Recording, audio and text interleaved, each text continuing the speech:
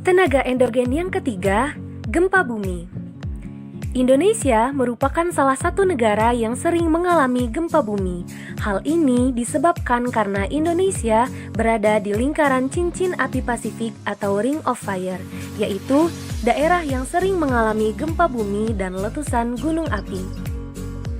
Cincin api Pasifik ini mengelilingi cekungan Samudra Pasifik yang membentang sepanjang 40.000 km.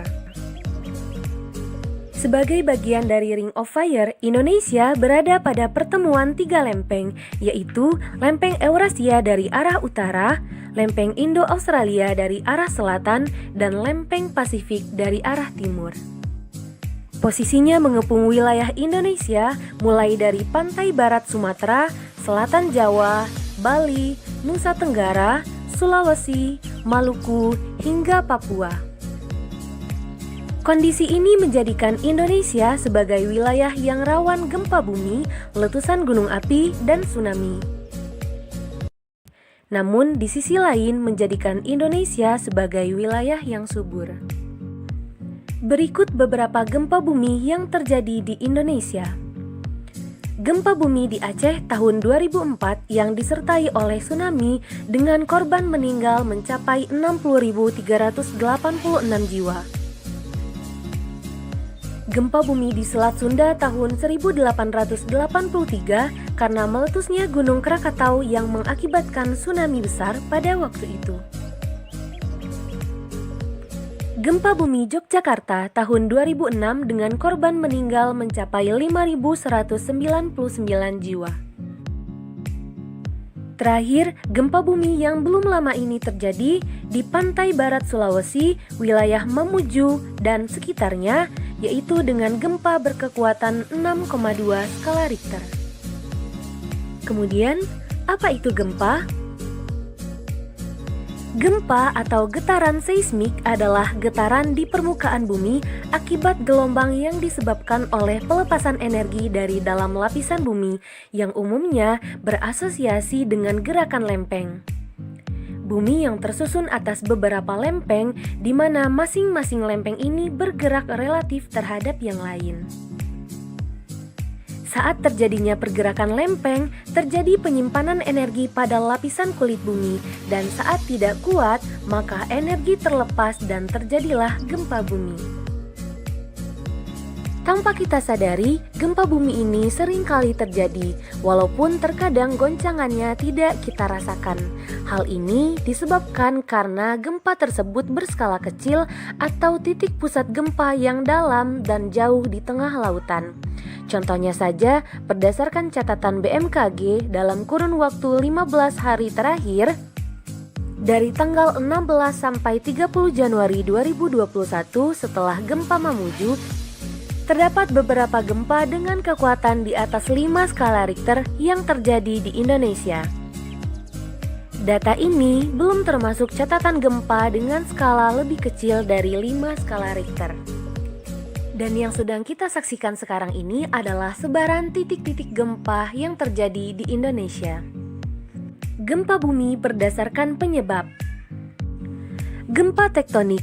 Gempa ini terjadi karena aktivitas lempeng tektonik sehingga terjadi pergeseran lapisan batuan atau mengalami dislokasi. Gempa ini biasanya memiliki kekuatan yang sangat besar dan meliputi wilayah yang sangat luas. Gempa inilah yang sering terjadi di berbagai tempat di permukaan bumi, khususnya daerah pertemuan antar lempeng.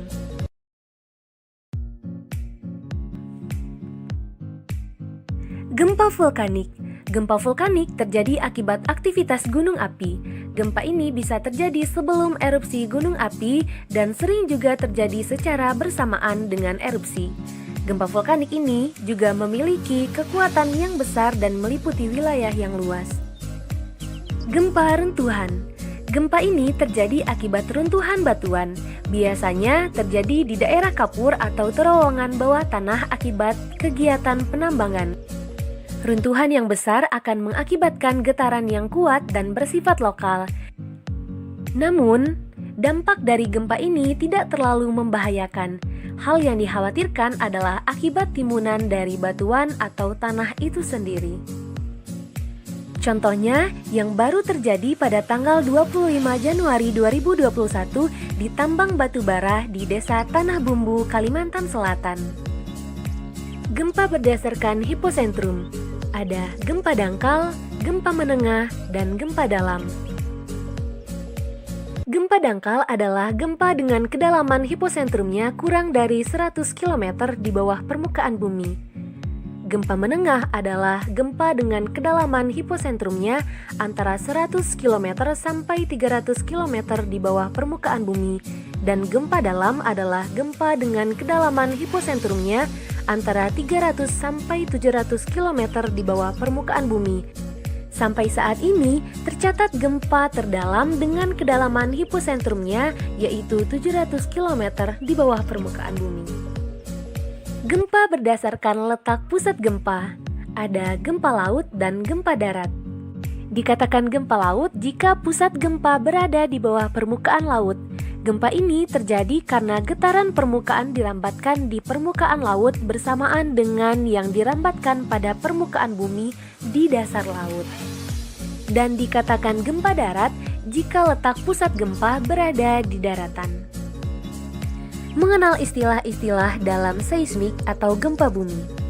Seismologi, seismograf, seismogram, hiposentrum, dan epicentrum.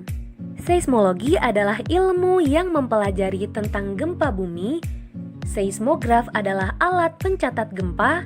Seismogram hasil gambaran seismograf yang berupa garis-garis patah. Hiposentrum titik atau garis tempat peristiwa yang menimbulkan terjadinya gempa atau letaknya di dalam litosfer. Epicentrum adalah titik atau garis di permukaan bumi tempat gelombang permukaan mulai dirambatkan atau tempat gelombang primer dan sekunder pertama kali mencapai permukaan bumi. Gelombang gempa, gelombang primer, gelombang sekunder, dan gelombang permukaan. Gelombang primer atau gelombang longitudinal, yaitu gelombang yang merambat dari hiposentrum ke segala arah dan tercatat pertama kali oleh seismograf dengan kecepatan antara 7 sampai 4 km per detik dan periode gelombang 5 sampai 7 detik. Gelombang sekunder atau gelombang transversal, yaitu gelombang yang merambat dari hiposentrum ke segala arah dan tercatat sebagai gelombang kedua oleh seismograf dengan kecepatan antara 4 sampai 7 km per detik dan periode gelombang 11 sampai 13 detik. Gelombang permukaan atau gelombang panjang, yaitu gelombang yang merambat dari epicentrum menyebar ke segala arah di permukaan bumi dengan kecepatan antara 3,5 sampai 3,9 km per detik dan periode gelombang relatif lama. Gelombang inilah yang menyebabkan kerusakan di atas permukaan bumi. Dampak gempa. Gempa mengakibatkan terjadinya getaran atau goncangan yang bisa menyebabkan bencana lain. Longsor. Getaran gempa juga bisa mengakibatkan pergerakan pada tanah. Contohnya, gempa bumi berkekuatan 7,6 skala Richter di Sumatera Barat pada tahun 2009 yang mengakibatkan tanah longsor yang menimbun sebuah desa di Kabupaten Padang Pariaman. Longsor ini menyebabkan kurang lebih 300 orang tertimbun longsoran tanah. Tsunami. Gempa bumi adalah faktor utama yang menyebabkan bencana besar lain seperti tsunami. Biasanya disebabkan oleh gempa tektonik yang berpusat di bawah permukaan laut. Pergeseran lapisan batuan menyebabkan getaran gempa bumi sekaligus menyebabkan gelombang pada air laut. Contohnya, tsunami di Aceh yang disebabkan oleh gempa berkekuatan 9,1 sampai 9,3 skala Richter pada tahun 2004. Selanjutnya ada tsunami di Palu yang disebabkan oleh gempa dengan berkekuatan 7,4 skala Richter pada tahun 2018. Likuifaksi. Getaran gempa juga bisa menyebabkan hilangnya kekuatan dan kekakuan tanah akibat adanya tegangan. Hal ini pernah terjadi di Palu saat gempa tahun 2018. Tanah yang awalnya padat berubah menjadi cair. Kondisi ini menyebabkan banyaknya bangunan tertelan masuk ke dalam lapisan tanah. Banjir. Getaran gempa juga bisa menyebabkan keluarnya air waduk karena rusak sehingga tidak bisa menampung air. Kebakaran. Kerusakan bangunan saat gempa bisa memicu korsleting listrik dan kebocoran tabung gas sehingga menyebabkan terjadinya kebakaran. Kerusakan lingkungan. Seperti yang kita ketahui, gempa bumi dengan kekuatan besar dapat merusak lingkungan. Contohnya, rusaknya bangunan, rumah, gedung, terputusnya jalan, jembatan, dan sarana prasarana lainnya. Korban jiwa. Saat terjadi gempa bumi, seseorang berpotensi terkena runtuhan bangunan jika tidak segera menyelamatkan diri. Semoga kita semua terhindar dari bencana ini. Sekian pembahasan mengenai tenaga endogen. Mohon maaf atas segala kekurangannya. Terima kasih dan wassalamualaikum.